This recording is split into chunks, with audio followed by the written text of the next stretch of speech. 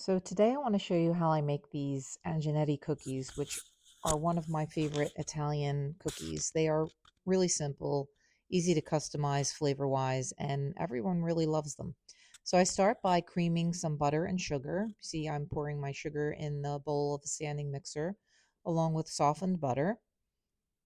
And I'm going to mix that until it's light and fluffy. This has been several minutes, and you can see it has lightened up and it is ready for the next step, which is adding eggs. And so here I'm adding my eggs one at a time. Here's the first egg, and I like to scrape the bowl and make sure I got everything in between adding my eggs. So here I am scraping.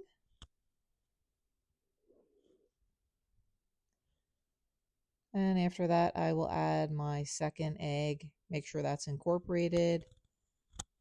Same process, pretty easy. And then there's my final egg. And then I'm adding flavoring. This is almond extract, which is my preference, but you can also add vanilla extract. There's my lemon zest. You could add lemon extract, vanilla extract, or anise. And after this, I'm giving it a final mix before I go and add my flour, which is the final step. There I've added a bit of flour. I slowed down the mixer because I don't want to really develop the gluten too much and make a tough cookie. So I slow down the mixer, add the flour in batches, and here I am adding the final batch of flour. Just going to mix that until the flour has been incorporated, no more. And then take it out, scrape it out of the bowl, give it a final mix to make sure all that flour on the edges has been incorporated. And there I go. I love this tool. It's just a $2 really inexpensive scraper. I love it for bread baking and cookies. You can see how clean it gets the bowl.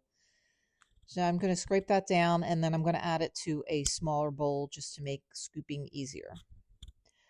So next I'm going to take a parchment lined baking sheet, and I use cooking spray under it so the parchment sticks. And I'm using a 1.5 tablespoon scooper so that all my cookies are even. And I'm just placing them. I'm not paying much attention to spacing here because this cookie tray will be put in the refrigerator or freezer. Refrigerator for about an hour, freezer for about 30 minutes. So here I am. I have a little bowl of water there. I have slightly damp hands. You could also maybe put cooking spray, and I'm rolling them so that the balls are nice and smooth. And I will do this to all of the cookies before placing them in under refrigeration or freezer. There's my final couple cookies to ball there. And I think we're almost set. And here I am. After refrigeration, I'm going to place the cookies on 2 sheets. So I'm going to spread them out a little more. I say about 2 inches between cookies. And then we are ready for baking. My oven has been preheated. And so I'm placing them in here. I'm going to bake them. And here they are when they're ready. They don't look brown on top, but as you'll see, they are brown on the bottom. They're a little cracked, and that's normal. That will be covered by the icing that we'll show you. So here are the bottoms, a little golden, perfect. And we're going to mix the glaze now. So we're adding our milk slowly, and I'm using a much small or a too small spatula, but it works. So I'm mixing it a little at a time. I'm trying to keep it really thick so that the frosting doesn't run over the cookie and just run completely off.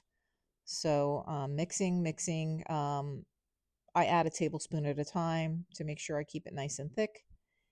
And here I am dipping my cookies. I just put them in upside down, shake them off a little bit, and then I will place them on a rack that has been placed on top of a parchment lined baking sheet. So just dip, shake off. Look how beautiful that is. I love these cookies, especially the glaze. It's very simple, delicious. And there we go. Just one at a time, putting them on the baking sheet. So here are my first 3 cookies glazed. Something I should mention is if you apply sprinkles like I'm doing now, you want to do it in batches, because if you wait until all the cookies are glazed, it's going to be too late because the glaze is going to dry and your sprinkles are not going to stick. So that's why I do a little bit of glazing, a little bit of sprinkling. Works well that way.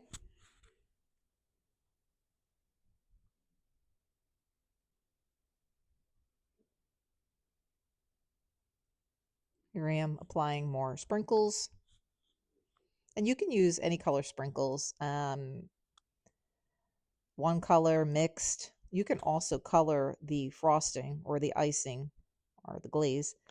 I've seen pinks and blues for Easter, very pale colors, very pretty, or you can do reds and greens for Christmas. This is a close-up shot just to show you how beautiful that glaze is. I am in love. Look at how beautiful that is. So you just put it right on the rack, and again, just put your sprinkles right on top. And here I've chosen a multicolor spring-like sprinkle mix. Aren't they fun?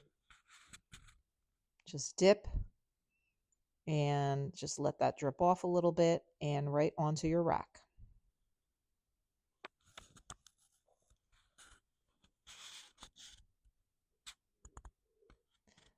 Here, another shot of the sprinkles. You can make them heavier or lighter sprinkles, however you like. And here I just wanted to show you the inside of a cookie. This has dried off a little bit, or the frosting has dried. And the inside is nice and tender. Isn't that delicious? Final shot of my cookies, and hope you enjoy.